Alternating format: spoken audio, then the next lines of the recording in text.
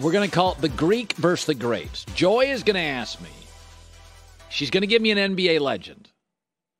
And I will tell you if I would take Giannis now and his ascending career, because I think he just entered his prime. He's going to have 6 to 7 more years of this, and he never gets hurt. I mean, LeBron's prime lasted way longer than everybody thought, and he's got kind of LeBron's genetic fortune that he doesn't get banged up a lot.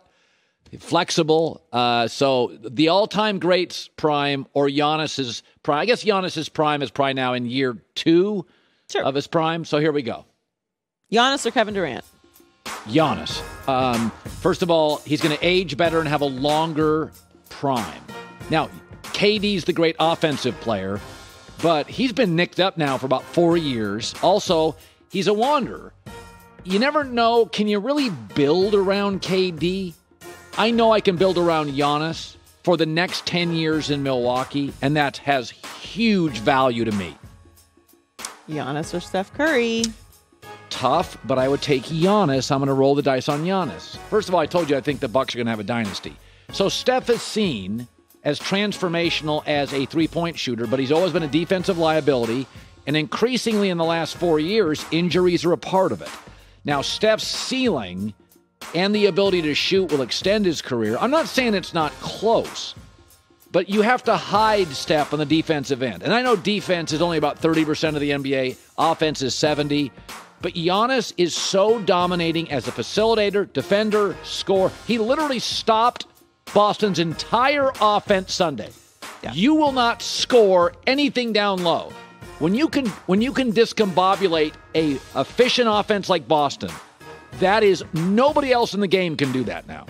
Giannis or James Harden? Easy. Harden's peak was really quick, really fun. But Harden never did anything on the defensive end. And frankly, again, he was so ball-centric, he was exhausted by the time the postseason came around.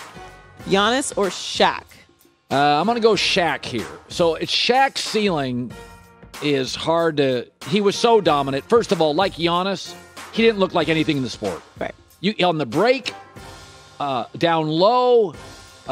he's still top 15 all-time in points, rebounds, blocks, field goal percentage. There was really no answer for him. He would get everybody in foul trouble. I always said Shaq had to overcome the officials because they didn't know how to officiate Shaq. If Shaq would have Arvydas Sabonis hanging on him, but it wouldn't bother him. Guys bounced off Shaq for 10 years, and there weren't foul calls. With any other player, it would have knocked him to the floor, and with Shaq, they just bounced off. Shaq was fouled more than any player in league history.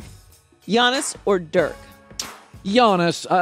Dirk is a great scorer and a wonderful guy, but I think, again, the ability for Giannis to do so many things well and control the tempo. I mean, Giannis now is a de facto point guard, center, defender, who totally controls the game on both ends. Giannis or Tim Duncan?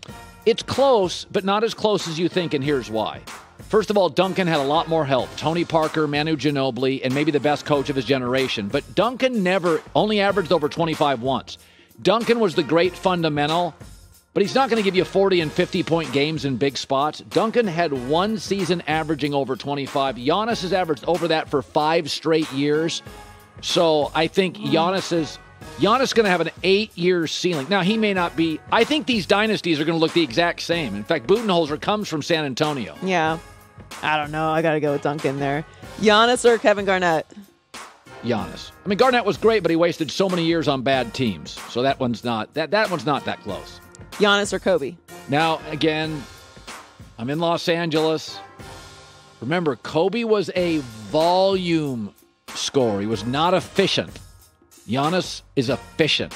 Also, Kobe was a very good defender for about 5 years. But early on in his career and late, he wasn't. This is hard.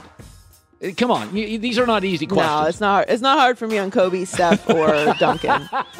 See, Shaq. I don't like flash and glamour. I like the mid-range. So listen, Giannis. Okay, let's do the last one. Giannis or LeBron? LeBron. I mean, come on. LeBron is I would take Michael. I would take Shaq. I would take LeBron. I would probably take Wilt. Kareem? I mean, come on. I would take Kareem. boy, it gets. And then there's we could argue about it. I would take Magic over Giannis. I would take Magic because he completely controlled the whole league. Bird would be close, but he wouldn't beat him. But I take about 7 guys over Giannis. That's how highly I think of him for the next 6 years. Hi, everybody. Thanks for watching. Subscribe here to get the latest from the show. Also, be sure to check out more of the best clips from The Herd or go watch a few segments from other shows on FS1.